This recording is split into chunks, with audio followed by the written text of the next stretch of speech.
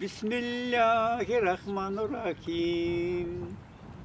Elhamdülillahi Rabbil alemin. Эр-Рахманир-Рахим. На этом участке площадью 25 соток, который был выделен в 2020 году, местные жители села Тузлы-Шейх-Эли Советского района намерены построить будущую мечеть. Ведь долгие годы для совершения пятничного и праздничного намазов они вынуждены ездить в соседние села, где есть культовые сооружения. Bu koyda 25 yıl yaşayman. Mında cami yok edi. Cuma namazına men qatnayman. Mında katımızda urajayny koyu var. Anda cami var olarda. Mında qatnaymız. İçkide cami var, Sovetskiyde. Anda da o yakın bizge 5-6 kilometr. Bizim koyda de bolsa cami o bek yaxşı olacak. Мусульмане села активные и сплоченные. Они преследуют благую цель – создать удобное место для совершения молитв и распространения знаний об исламе.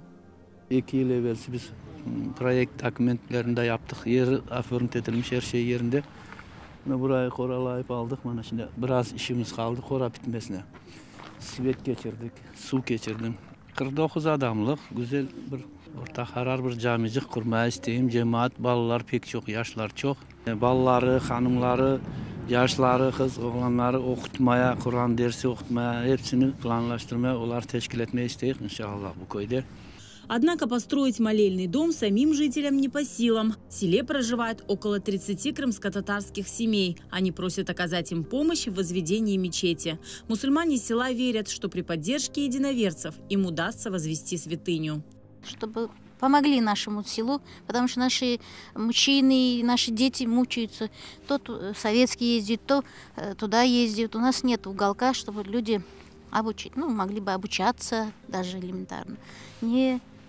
Чтобы помогли бы восстановить нашу мечеть. Bir yardım etseler ya bir bizlerge cami kurmağa cemaatın yardımının bekimde kurular. Помочь жителям села можно, перечислив средства по реквизитам.